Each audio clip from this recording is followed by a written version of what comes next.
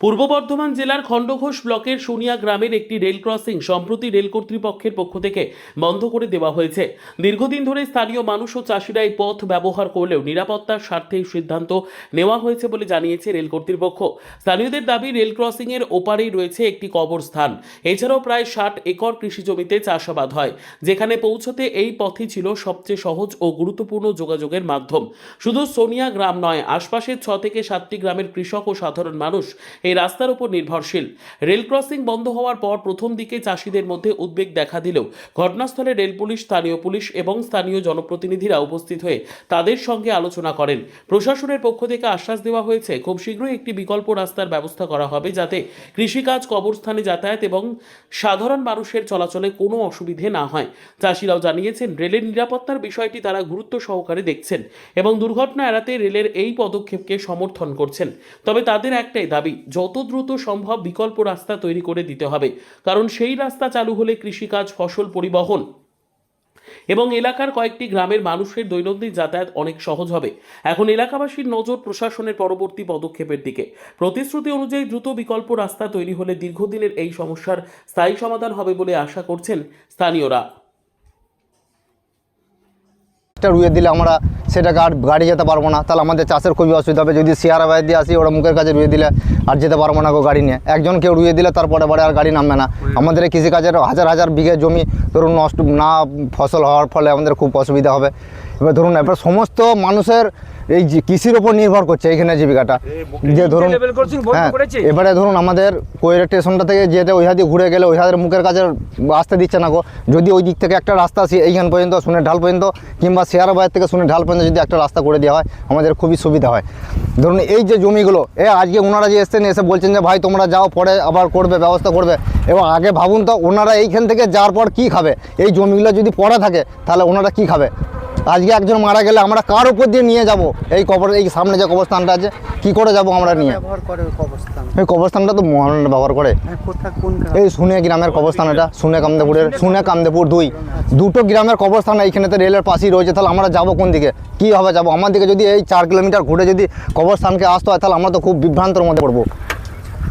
আর কথা বললেন আপনারা? হ্যাঁ, কথা বললাম। উনি তো বললেন যে পরে ব্যবস্থা করে দেখছি, কিন্তু ব্যবস্থা তো আর কিছু করবে বলে আমাদের কিছু মনে হয় না। আচ্ছা, এই যে জমি বলছেন, কটা গ্রামের মানুষের জমি আছে এবং কত বিঘা জমি আছে? 5-6টা মানুষের, 5-6টা গ্রামের জমি আছে এবং জমি প্রায় 70-80 হাজার একর জমি আছে।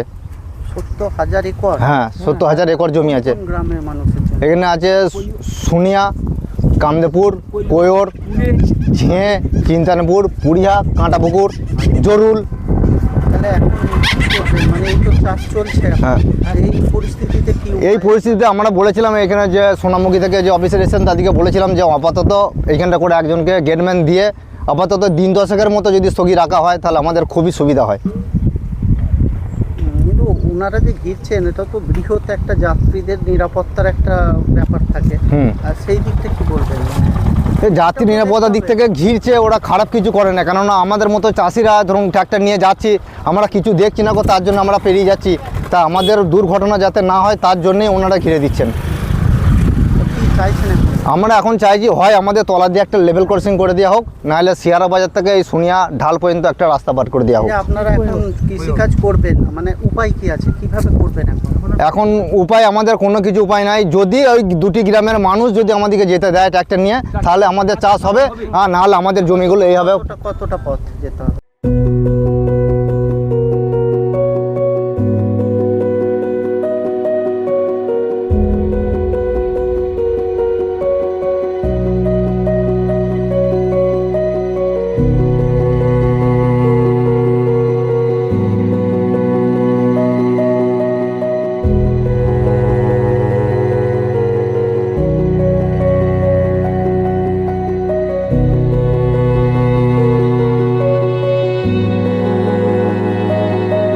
আপনিও ছিলেন, কি বললেন কথাবার্তা? না, ওনারা যেটা বলছেন যে এখানে ওদের যাতায়াতে একটু অসুবিধা হচ্ছে, কারণ এখান থেকে 1 কিলোমিটার দূরে একটা ক্রসিং আছে। ওই ক্রসিংটাতে যেতে একটা গ্রামের সঙ্গে পাশের গ্রামে একটা সমস্যা হচ্ছে। তো সেটা আমরা পলিটিক্যালভাবে বসে দুটো গ্রামকে নিয়ে বসে মেটানোর, এবং থানা থাকবে, থানার সঙ্গে বসে সবাই উভয় পক্ষই বসে একটা মেটানোর চেষ্টা করব, এবং ঊর্ধ্বতন কর্তৃপক্ষ রেলের যারা তাদের কাছে আবেদন করবো যদি আন্ডারপাস কিছু ব্যবস্থা করা যায় সেটা আমরা চেষ্টা করব। চাষের সময় ঘিরে দেয়, এটা তো একটা বড় না, এটা তো বড় সমস্যা অবশ্যই, কিন্তু এটাও তো ভাবতে হবে সামগ্রিকভাবে রেলের একটা এত বড় যাতায়াতের পথে যদি কোনো দুর্ঘটনা ঘটে যায়। আগের দিন রামকৃষ্ণপুরের মতো যে একটা জায়গাতে সেখানে একটা ট্রাক্টরের সঙ্গে রেলে অ্যাক্সিডেন্ট হয়েছে, সেখানে বহুজন রেল উল্টে গেলে বহুজন মারা যেতে পারতো। সেটা নিরাপত্তার স্বার্থে এটাও রেলকে করতে হবে। আর ছোট ছোট জায়গা মানে একটু অন্তর তো আর লেভেল ক্রসিং করা সম্ভব নয় রেলের পক্ষে, ওই জন্য একটু সমস্যা হচ্ছে, সমস্যা মিটে যাবে আশা রাখি। এটা আমি কি ঊর্ধ্বতন আপনাদের দলের ব্যাপারটা বলবেন? হ্যাঁ, নিশ্চয়ই, আমরা তো ঊর্ধ্বতন কর্তৃপক্ষকে জানাবোই। আমাদের এমপি সৌমিত্রদা আছেন, সৌমিত্র খাঁকে আমরা বলবো ব্যাপারটা যাতে উনি দেখেন। আগেও বলা আছে যে ক্রসিংগুলো যাতে ঠিকঠাকভাবে হয় বা গ্রামের মানুষের যাতে কোনো অসুবিধা না হয়, চাষবাসের সমস্যা না হয়, দেখতে আমরা বলবো। বিকল্প ব্যবস্থা করার কৃষি জমি নয়, অপপ্রান্তে কবরস্থানও আছে। হ্যাঁ, নিশ্চয়ই, ওটা তো একটা ব্যাপার। দেখুন, একটা মুসলিম সম্প্রদায়ের এটা কবরস্থান, সেখানে কবরে যাতায়াতের একটা ব্যবস্থা করতেই হবে, বিকল্প ব্যবস্থা করতেই হবে, নাহলে তারা কবর দেবে কোথায়?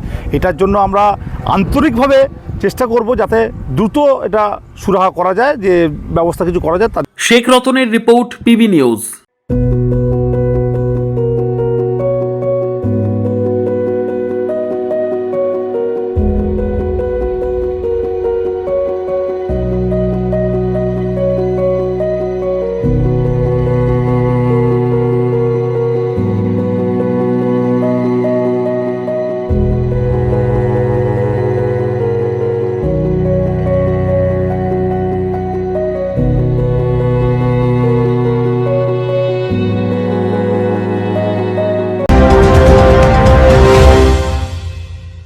ডিগ্রি করার পরেও চাকরি নেই, অথবা স্কুল কলেজের পাশাপাশি একটা কোর্স করে ব্রাইট ক্যারিয়ার বানাতে চান?